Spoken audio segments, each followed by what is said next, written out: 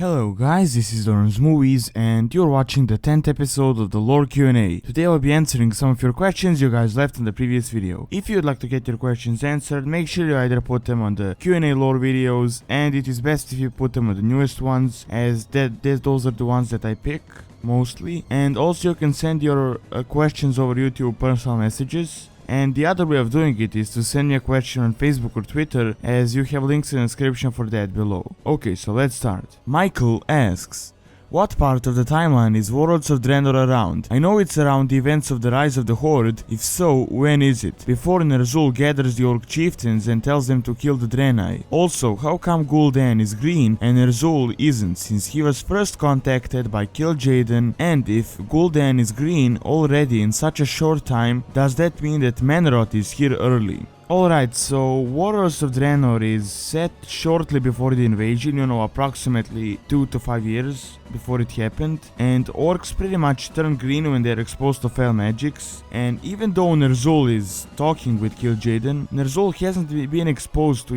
any fell magics as of yet, while on the other hand, Gul'Dan is heavily exposed to fell magic. So, however, this part is a bit confusing, there is a bit of a debate going on whether they only become green when they drink the blood of Manroth. However, on BlizzCon, they said that Gul'Dan has already been drinking the blood of Manroth, which is honestly to me a bit confusing. Since it is an alternate universe, the orcs most likely won't get corrupted and drink the blood like they did in the history of Azeroth, in the history of Warcraft. And since Garrosh is interfering, he will probably stop the orcs from drinking the blood of Manroth and getting completely corrupted.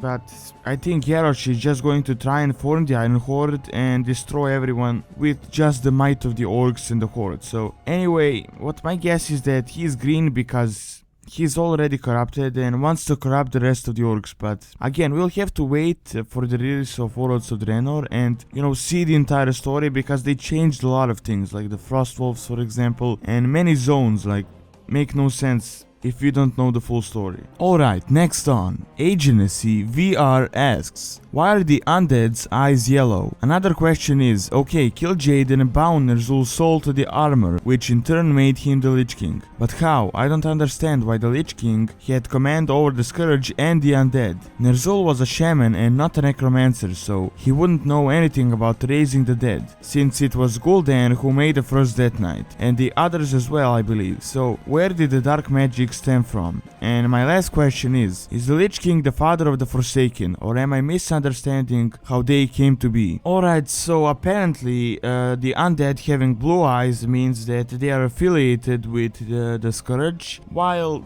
them having yellow eyes means they are free from the control of the Scourge. Okay, so on the Ner'Zhul thing, well, Ner'Zhul tried to escape through one of the portals, and then Gul'Dan captured him, ripped him apart, and took his spirit. However, before Ner'Zhul died, he did practice warlock magics and had a lot of experience with, dark magics and so forth, so he definitely could do what he did. And they used him and the Scourge in order to weaken Azeroth, so the Burning Legion would have the easier time of invading it, and that is pretty much explanation behind that. So okay, on the Forsaken part, well, pretty much this is what happened. When Arthas killed people on his killing spree, when he killed the humans and the elves and so forth, they became a part of the Scourge, and once he started getting weaker, he lost control of some of the undead, and they rebelled under Sylvanas and became the Forsaken. I guess you can say that Sylvanas is the mother of the Forsaken, as she took them out of the control of the Lich King.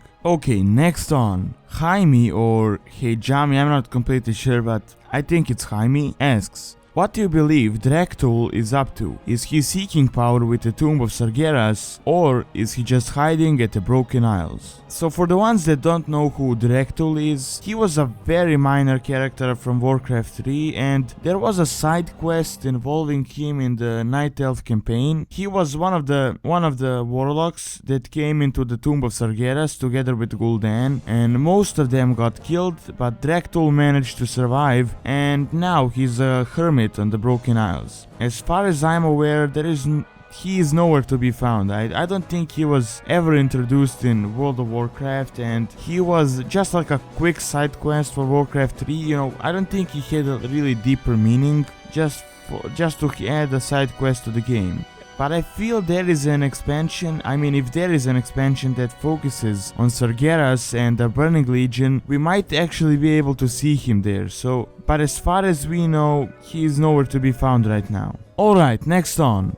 Arvin asks, when the Well of Eternity exploded, what happened to the magical water that it contained? Is it the same water that is now the Maelstrom? If so, can those powers still be used? Also, why did the Night Elves decide to grow the World Tree on the second Well of Eternity to suppress its power? But the High Elves did not do that to the Sunwell. Did the High Elves have any sort of protection to prevent the Legion from detecting their Sunwell? Well, the first Well of Eternity was located near one of the Night Elf cities, and Maelstrom today is, just a rift that was left when the Well of Eternity was destroyed after the Great Sundering. And the second Well of Eternity is a massive pool of water infused with raw magics at the base of Ner'Zhul, the first World Tree on the Mount Hyjal. Pretty much what happened was, just before the Well of Eternity was destroyed, Illidan's Stormrage took 7 vials of the water and used 3 at the top of Mount Hyjal, which is why he was in prison for the next 10,000 years. The tree grew on the vile waters, but luckily, since Illidan didn't use enough vials, the aspects could give it their blessing. However, some of the Highborn found one of those vials and used it to create the Sunwell. Alright, continuing on, Felix asks, who or what is SI7? Okay, so SI7 is like a secret organization that the Alliance has. Something like Special Forces of the Alliance. They go on like rogue tasks and assassinate certain targets. They are like an elite rogue undercover army. They actually took part in retaking of Ironforge, in Cataclysm, and taking Moira off the throne and making the Council of Three Hammers as it was described in the Shattering. Next on, MeatyDoc85 asks, something that he's been eating at me. Can you explain the logic behind undead Death Knights? Well, this one is a bit weird. Here is pretty much how it goes. The forces that died in the fight against the Scourge were raised and then fought for the Scourge.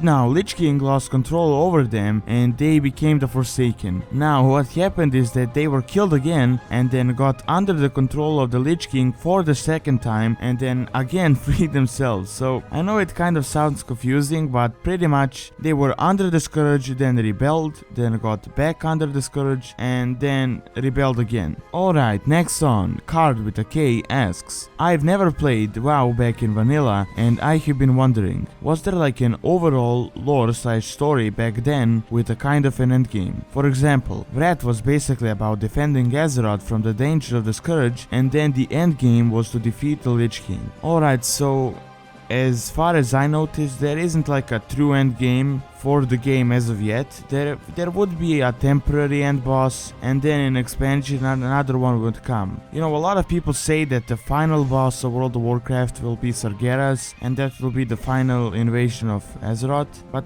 who knows, those are just speculations. So in vanilla there were a few main bosses such as Ragnaros or Nefarian or Onyxia, and then later Nextremis and Anquirage, but there wasn't like an imminent threat like there was in Cataclysm or in Wrath of the Lich King, where it was like unless we kill the main boss we will get destroyed. So that sort of a concept was only partially started in the Burning Crusade. Alright, next. Powerlord83 asks, Ashbringer was made out of an orb that Morgraine found after killing an orc warlock at the Blackrock Mountain. Is there any info on that orb? If not, do you think that the orb is from Draenor or a gift from the Burning Legion? Alright, so as far as I know, the Ashbringer was forged by Magni Bronzebeard, and he used an orb High Lord Morgraine found from a dead warlock that when they assaulted the Blackrock Spire. It was apparently a living embroiderment of shadow, and it did originate from the world of Draenor. Now, Morgraine kept the crystal a secret until the rumor of the Undead Scourge started. He together with the others in the Silver Hand wanted to find its opposite, since the crystal was full of shadow and they wanted to find like the opposite of it, the crystal that is full of light. So they tried to destroy the Dark Orb with spells of the light, but instead the orb turned to the opposite of what it was, and it was what Morgraine suggested previously. So pretty much the Shadow Orb turned into a Light Orb.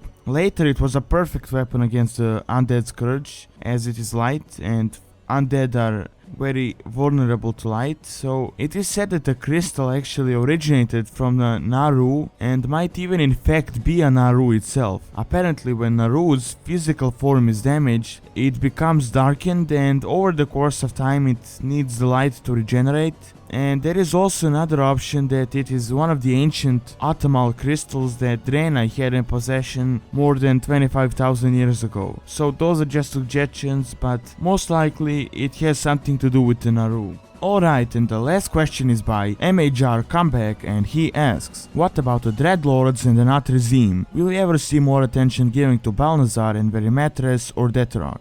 Okay, so as far as we know, you can't kill a Nathrezim. You can defeat them and then they go back and regenerate, but almost always return. It is said, however, that only Nathrezim themselves know how to kill each other permanently, which is why I'm guessing it is forbidden for them to kill each other, just like in Warcraft 3. When Sylvanas forced Verimatres to kill Balnazzar, but he initially refused because he knew that it's forbidden for one Nathrezim to kill another, which is why he faked killing him. So we killed many Dreadlords, but none of them actually died, you know. When you kill Balnazzar, it is implied that he and the rest of the Dreadlords we killed are plotting and are going to return. Okay, that is all I have for now. Thanks for watching. Don't forget to leave your questions either by YouTube messages, Q&A comment section, or Facebook and Twitter. And don't forget to like, favorite and subscribe. Again, thanks for watching and see you next time.